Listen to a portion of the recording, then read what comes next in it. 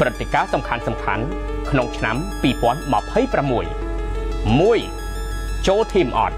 ចូលអត់2បាត់ភ្នែកស្រមៃបាត់ភ្នែកហើយស្រមៃ3ជីងជីងជីងជីងជីងជីងអា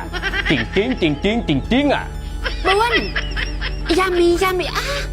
យ៉ាមីយ៉ាមីអា5អើយយុយអោបងហើយអើយបងមួយភូមិមានតែមួយផងបងកំរំខ្លាំងពេកងាកមើលក្រោយផង Ui anh chạy rồi tụi nó à hả sorry này trong nó ta đã hả mà tao ba chục e chắc ê thôi rồi ôn trong quay tụi tao phải tụi khăn nó này tụi ấy à tụi nó ấy nữa à pin này đẹp sai mấy nhỏ sai vào miếng sai cái voi sai giật bọt chùm hiếng sai à thình yummy yummy á bảo vi anh nè ê cho bao tụi men cả bập bắn năng anh mơ bập bắn năng tao thấy ôi ôm đắng này ôm trong mơ internet na đa lươn đai tẹt trong mơ internet này đa lươn men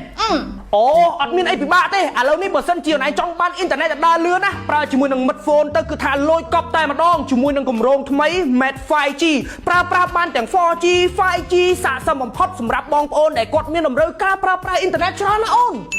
ồ thả nó cái bong mày ơi bongอ๋อបើសិនជាឯងធ្វើការភ្ជាប់ឥឡូវនេះជាមួយជំរើសដ៏សម្បូរបែបពី Met 5G គឺថាមានដូចជា Met 5G មួយចំណាយត្រឹមតែ$1កន្លះក្នុងមួយសប្តាហ៍គឺអូនឯងនឹងទទួលបាន 20G កបាយ100នាទី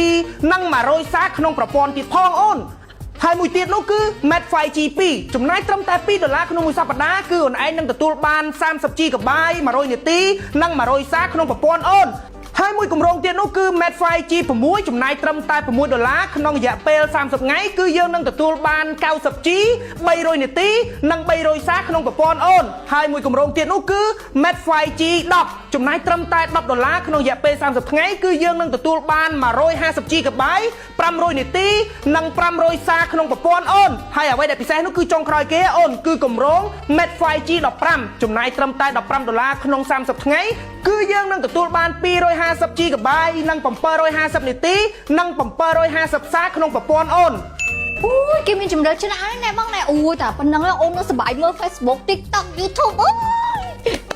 ហ្នឹងហើយអូនហើយមិនតែប៉ុណ្ណោះសម្រាប់ Smartphone 5G គឺថាផ្លាស់ប្ដូរបទពិសោធន៍ប្រើប្រាស់របស់យើងទៅកាន់សម័យថ្មីបទពិសោធន៍ថ្មីល្បឿនលឿនជាងមុនការប្រើប្រាស់កាន់តែងាយស្រួលលេង TikTok scroll Facebook មើល YouTube ដឹងតែ smooth ញាក់សាច់ហ្មងហើយសម្រាប់ព័ត៌មានបន្ថែមសូមយើង